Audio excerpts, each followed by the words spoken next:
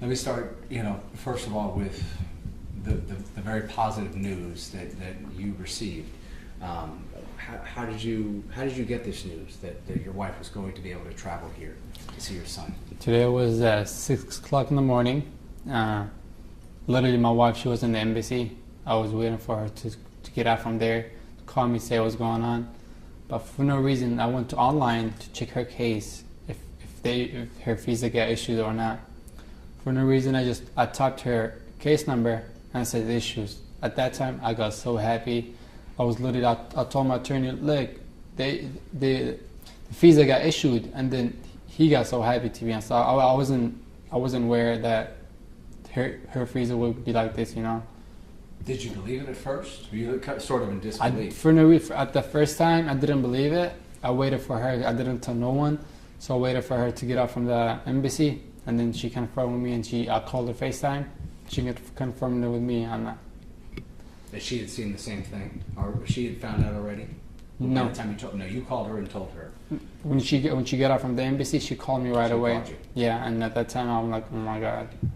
What was her reaction when you let her know that she was going to be able to travel here? When after she got her visa? After she got the visa. I told her, can you get ready within 4 hours? She said no. 6 hours? I really can't. I told her, okay, I'll give you 10 hours from now. She said, okay, I'll book the first flight, and then maybe she's going to be on the airplane within 2 hours from now. And what was her initial reaction when she found out that she would be able to She was crying. She was crying of happiness and sadness. Yeah, I mean, it's obviously, this is it's mixed emotions, I know. I mean, for you and for her as well. It is. Can you talk about kind of how you have so many different emotions wrapped up in this? I mean, you obviously were feeling happy about the situation today, but you guys are also still dealing with your son and his situation and his future. To be honest, I have to face it. It's coming. It's either today or tomorrow. It's coming where I have to pick up my son from the hospital, go to the cemetery, and bury him. It's coming, so I have to face it. I have to get ready for it. Is it going to be any easier with your wife being able to be by your side? Yeah, I mean, the least I could do for her is just to bring her to the U.S. and see her son for the last time. That's the least I could do. Without no one, I had so much support. Thank everyone that supported me. Without them, I don't think I would be able to bring her to the U.S. What do you believe made the difference with her case? What was the most important factor? Was it just the public outcry? What was it that made the difference in terms of her visa being issued? What made the difference?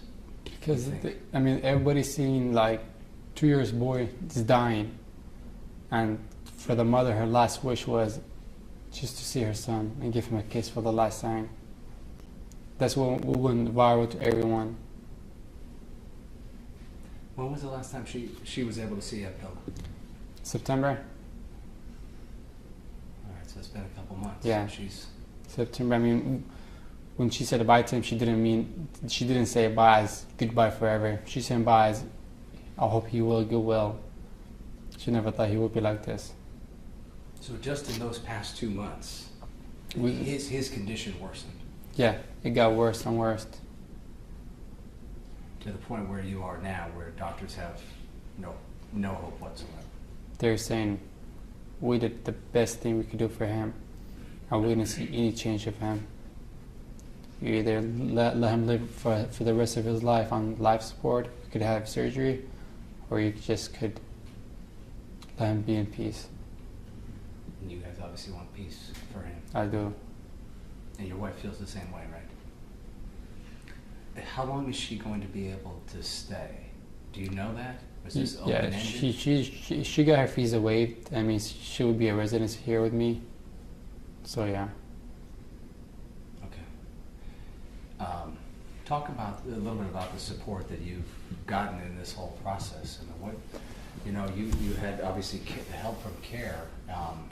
Without them intervening in your case and bringing it to the forefront, I got it. What might have happened? At first, from the social worker from the hospital, they contact people in San Francisco. So these San Francisco, they contact me. I told them everything was going with my son. The day after, Care called me. I mean, last week on Saturday, I was planning to take the life support out of him. For no reason, on Friday, Care called me saying we could help. We could try. I mean, it's not going to be 100%, but at least we could try our best.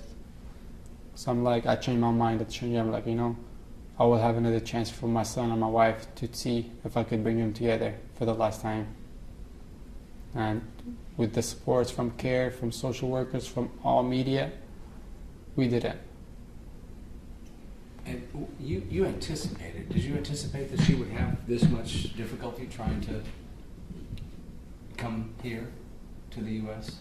You knew about the travel ban being in place, so I mean, you anticipated this challenge? To be honest, I didn't thought she would get her visa. I never thought she would. But when I seen a lot of support pushing to the government, to the State Department, I had some hope. And it happened. Can I ask you in a broader sense? I don't know if you've had any time to sit back and think about it, but I mean, this is an executive order that was put in place, as you know, by President Trump. True. Shortly after he took office. Do you have any thoughts in general on this executive order, this travel ban that impacts obviously Yemen and 6 other I mean, he's countries? only impacting the people that in love with, families. All families, they're supposed to be together. Would you like to see this executive order undone? Reversed? Yes, that would be best for me, my family, from every country. I mean, color doesn't matter, We all need to live. All countries, most countries, especially in Yemen, it's war over there. It's insane. What would be your message to President Trump about this travel ban and the impact it's had on your life and your family? To be honest, it's impacting kids, especially when they're young without their fathers, mothers, family. I mean, it's hurt. He's only impacting the kids.